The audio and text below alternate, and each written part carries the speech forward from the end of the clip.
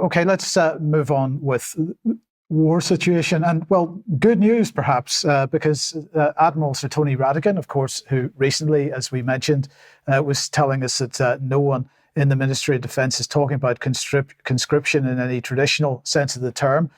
He has been given another term as Chief of the Defence Staff. So the Prime Minister and the Defence Secretary are pleased to confirm that the Chief of the Defence Staff, Admiral Sir Tony Radakin, will be extended in his post until autumn 2025. The Chief of the Defence Staff is the professional head of the Armed Forces and the principal military advisor to the Defence Secretary and the Prime Minister. He was commissioned into the Royal Navy in 1990. He served, they say, in numerous command and staff appointments, both ashore and afloat, and in command of UK and international forces.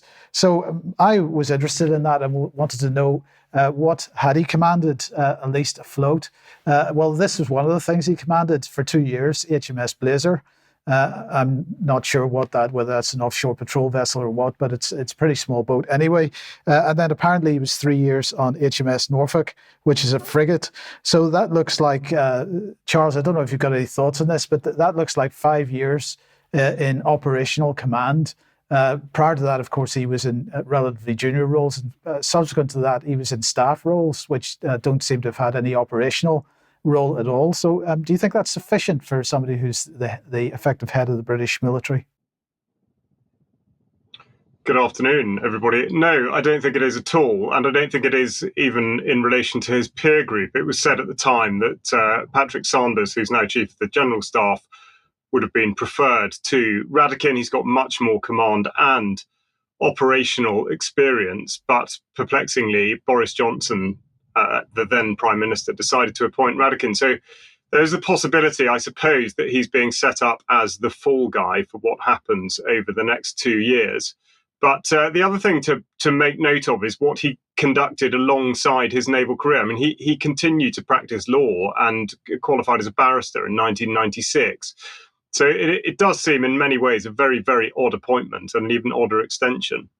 Yes, indeed. Well, sticking with British military, we were talking about British defence spending recently and £25 billion MOD expenditure across the country and so on. They produced this nice little graphic that they were sending out in the across the social media and so on. But we were talking about the fact that Russia and China's defence spending is significantly lower than the West, but they seem to be able to do that in a much more effective, or apply it in a much more effective way.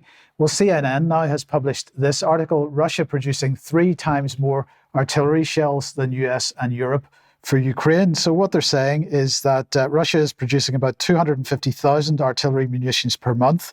That's about 3 million per year. And CNN's quoting NATO intelligence estimates of Russian defense production. And that's compared to the US and Europe, which have capacity to generate only about 1.2 million munitions annually to send to, well, they're mostly sending them to Kiev, of course, at the moment. The US military has set a goal, apparently, according to CNN, of 100,000 rounds of artillery a month by the end of 2025, which is still less than half of what the Russians are doing. And they quote officials who are saying that Russia is currently firing around 10,000 shells a day, compared to just 2,000 shells a day from the Ukrainian side. And the ratio is worse in some places across the Ukrainian front.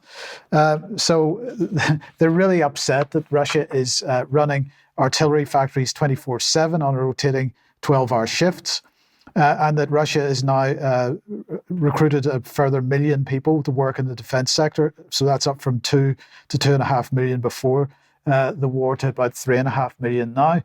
So let's just put that back on screen for a second and have a look at the comment from Lieutenant General Stephen Basham, who's from US European Command. He's saying, if you can actually control the economy, so because it's an authoritarian regime, it's much easier, then you can probably move a little faster than other countries out there. But the West will have more sustaining power, he claimed. Well, will it? Because in parallel with this, then Politico has published this article saying Pentagon needs Congress to hand over $10 billion to replace weapons sent to Ukraine. And they're basically saying in this article that if Congress doesn't hand over the $10 billion, then the US will have no capacity to replace those weapons.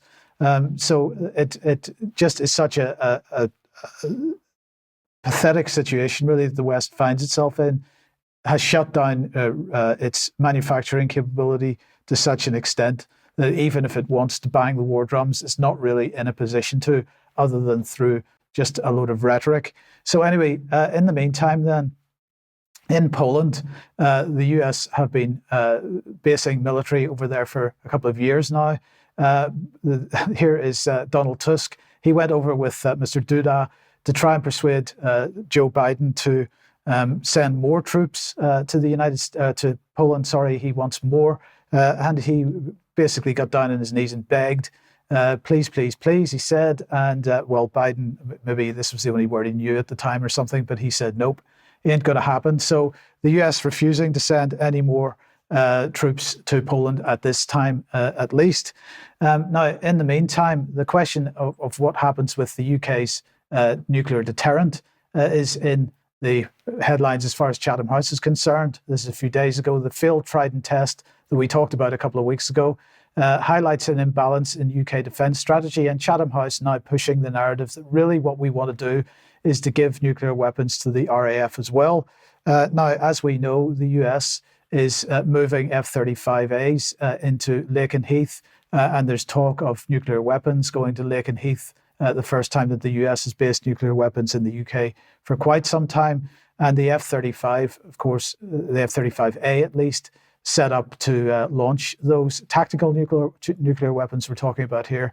So Chatham House very keen that perhaps the UK might want to invest in some F-35As so that we can have some tactical nukes on ours as well as on the Americans.